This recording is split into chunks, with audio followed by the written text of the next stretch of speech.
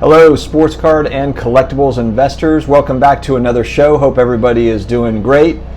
Apologies if you hear a little bit of like a swishing noise in the background. We're having some pressure washing done on the house and I can hear it on the other side of the wall. So apologies for that. Should be over here in a little bit, but you might hear some background noise. I'm going to maybe play like music for this video to try to maybe drown that out, but we're going to just go ahead and push through, guys. If you are new here today, we have over 210 videos on the channel that are all about collectibles investing, sports cards, comic books, graded video games. We're all about kind of alternative investments and collectibles as a whole and talking about it. So thank you for joining. Please subscribe to get those notifications when new videos come out, and we come out with new videos on a daily basis. So let's talk some quick sports real quick. The Heat knocked off the Bucks, which is pretty big news. The Bucks were the #1 seed in the playoffs in the East, and they are going home. And then there's of course going to be speculation as to, what's Giannis's future? Is he going to be still with the Bucks? I did see something where he's not demanding a trade. He's come out and said that he's committed, but I'm interested to see how that works out with Giannis and if he might be going to a new team. So we'll have to follow that one. We have got football season coming up. I've got my fantasy draft tonight. Football season starts tomorrow night with the Chiefs and the Texans, Deshaun Watson and Pat Mahomes. Arguably, Pat Mahomes is, I would say, the best QB in the NFL right now. Watson is right up there as well, being a young talent that is fun to watch. So I'm excited for this matchup. I think the Chiefs are going to be all right and come out on top, but Deshaun Watson he plays some magical football at times, so it's going to be a good matchup. All right, so today I'm going to be talking about sports memorabilia sales that have happened recently that I was just kind of interested in, intrigued by. Sports memorabilia in general has just been skyrocketing in price. I mean, the stuff is just getting bought all over the place, and there's some really cool items. And I've been using for this information. I've been following it on sportscollectorsdaily.com. They provide some really good hobby information for cards, sports cards, as well as sports memorabilia sales and some interesting articles and things. So I'll go ahead and jump right into it. So the first card I'm going to talk about is the largest Michael Jordan rookie card sale ever to date. And it was an SGC Gold that sold for $420,000.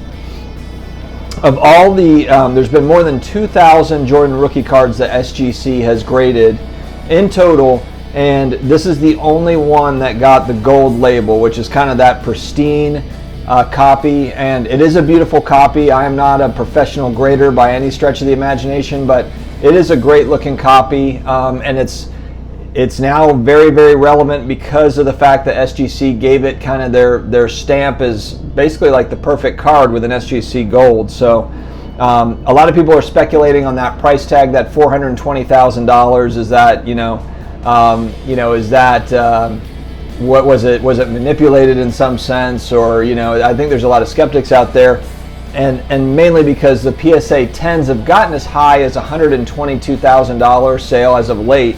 But they have been selling recently in that $80,000 to $90,000 range. So $420,000 is certainly a premium.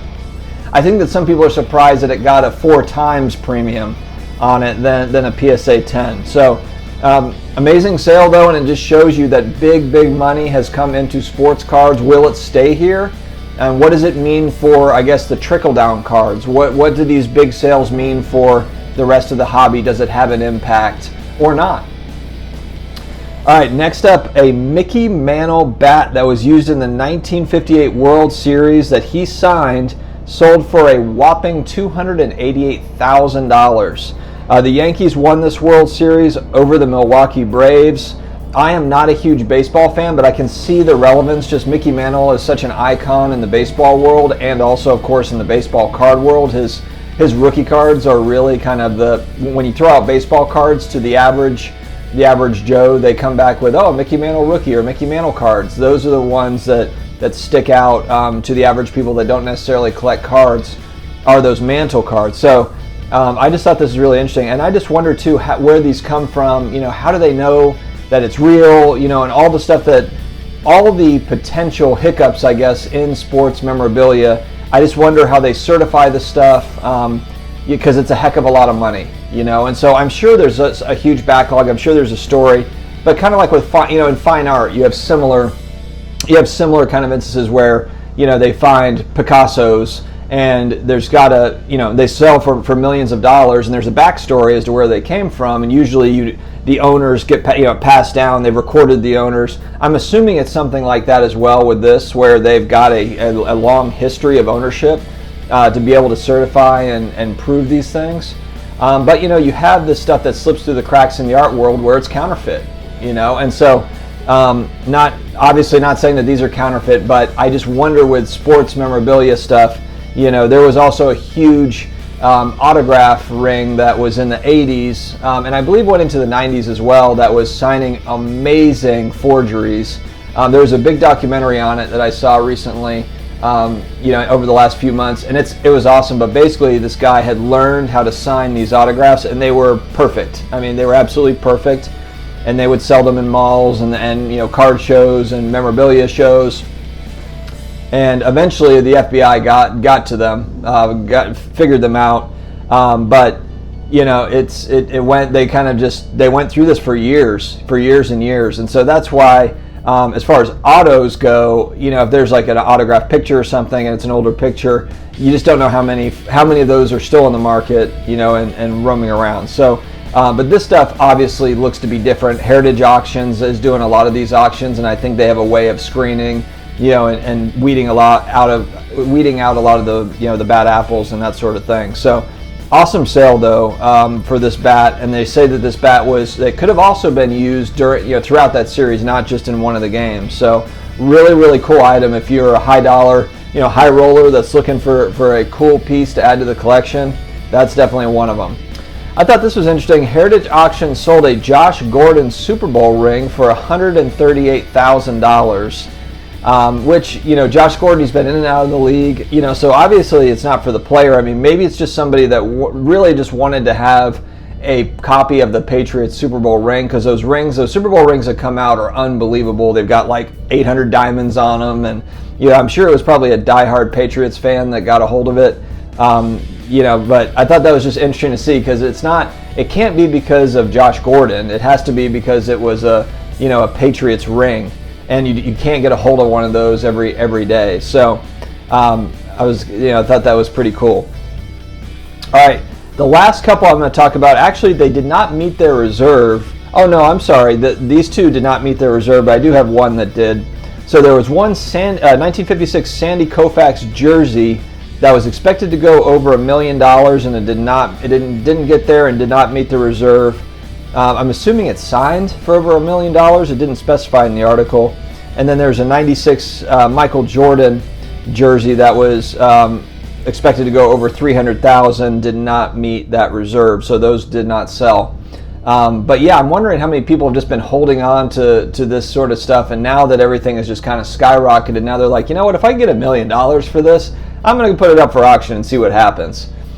The last one I want to talk about is, and again, just surprised at the price tag here, but maybe I think you're thinking of from a historical standpoint and COVID and everything. This is a Luka Doncic game used jersey, first game back in the bubble. And it sold for over $45,000. It was the game that they lost at the last second to the Rockets. But Luka had a big game, and the Mavs actually had that game won, from I remember, and then it just slipped through the cracks. But I'm sure that people are looking at that as this is going to be a historical artifact, to where if you're a believer in Luka long term, and then you factor in that it's in the bubble, where you assume that this is hopefully never going to happen again, where teams are playing inside of a bubble, and just the whole 2020 COVID historical pandemic stuff. They've tied that all together. But I've seen that Heritage, I believe, has other jerseys too. Saw some Clippers jerseys and different things that they're auctioning off. So I was intrigued by that they're using these game used jerseys from the bubble, and they're selling like hotcakes. Interesting. What do you guys think of sports memorabilia? Is it something that you own a lot of, or have you thought about getting into it? Because sports cards fall into that bucket. And so I wonder if some people get into cards and then they're like, I want to get a signed jersey. I want to get signed helmets, or you know, are you doing both or either, or I'd like to hear back from you in the comments if possible. Thank you again for joining, guys, and stay tuned. We will have another video coming out tomorrow. We appreciate it. Have a good day.